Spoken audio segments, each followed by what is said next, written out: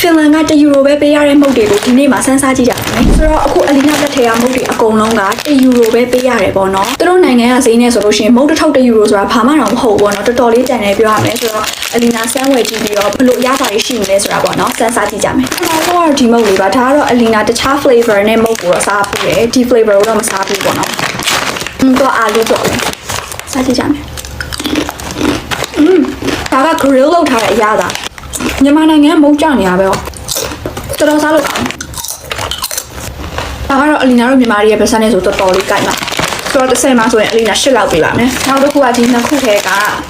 ဒီဟာစားမယ်ဒါပေမဲ့ဒီဟာကတော့အရာသာကတော့အလီနာအနည်းတန်းဝယ်စားနေကြပါတော့ဆိုတော့အရာသာကတော့ကြိုက်ပြီးသားဘာကြောင့်ဒီလိုပုံစံမျိုးလေးလာတာစဉ်းစားကြည့်ကွာသူတို့နိုင်ငံမှာ1 euro ဆိုတာကဘာမှမဟုတ်တစ်ချက်ပဲရှိရဲ့အဲ့တစ်ချက်နဲ့မုတ်တစ်ထုပ်ပေါ့နော်ဘယ်လိုမျိုးရွက်သားဆိုဝယ်စားလို့ရတယ်ဒီလိုမျိုးအထုပ်ကြီး1 euro ဆိုတာတစ်ချက်ဆိုတာအရန်တန်တော့နေပေါ့နော်သင်္ကန်းဆိုလို့ရှိရင်လေအိမ်မှာအမြဲတမ်းမုတ်တွေဆောင်ထားတယ်မရှိဘူးဆိုရင်တော့မှအဲ့ဒီ1 euro ဆိုပြီးတော့သူတို့ကချင်းနေနဲ့ချထားရဲပေါ့နော်အဲ့ထဲမှာအမြဲတမ်းသွားပြီးဝယ်ပြီးစားနေကြဒါ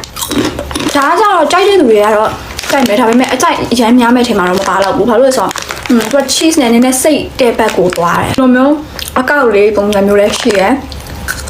ဒီလိုမျိုးအကွင်းလေးလည်းပါတယ်ဒီပထမဆုံးအလီနာစားလိုက်တာဒီလိုမျိုးဟာပေါ့နော်ဒီလိုမျိုးချောင်းလေးလည်းပါတယ်ဒါဆိုလို့ရှိရင်တော့30မှာဆိုရင်9လောက်ပေးပါမယ်နောက်တစ်ခုနဲ့ဟာစားပြမယ်ဒီဟာတော့ခါမှလည်းမစားဘူးဘာမုံမှန်လည်းမသိနဲ့တော့ပုံမှန်နဲ့ပါ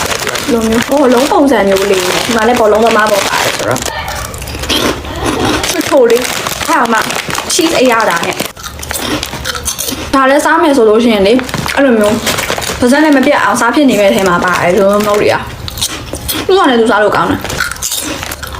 ဒီကပါးစပ်လည်းတစ်ခုထည့်ရတယ်အများနဲ့ထပ်စားခြင်းနေပြီးတော့နောက်တစ်ခုကတော့ဒီမုတ်ပါဒီမုတ်ကလေဝယ်ထားတယ်ဆိုပေမဲ့အလီနာဟိုတနေ့ကပေါ့နော်ဖောက်ကြည့်လိုက်တယ်ဒါပေမဲ့အနံ့မာလေအလီနာမစားနိုင်ပါဘူးလုံးဝအလီနာမကြိုက်တဲ့ fin မုတ်အရသာရှိတယ်ပေါ့နော်အဲ့လိုမျိုးအနံ့ကိုရနေရပါစားပြမယ်သူကလည်းသူကမစိုးပါဘူးဒါပေမဲ့အဲ့လို chocolate ကပုံမှန် chocolate အရသာမျိုးမဟုတ်ဘဲနဲ့အဲ့လိုမျိုး fin အရသာကြီးပါနေပြောရင်တော့နားလဲမှာမဟုတ်ဒါပေမဲ့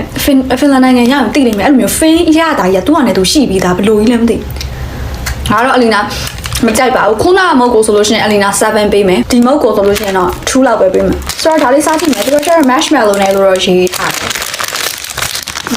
ဒါမဲ့လေနားမကောင်းအလီနာကလေအဲ့လိုမျိုးအချိုတွေဆိုရင်မကြိုက်ပါဘူးတစ်စက်မှမကြိုက်ပါဘူး chocolate ဆိုလို့ရှိရင်တော့ခါမှကြိုက်တာပေါ့အနက်ကြီးကတစ်မျိုးကြီးပဲအဲ့လိုဆိုစိတ်ကမသက်အောင်2029နှစ်လအမကုတ်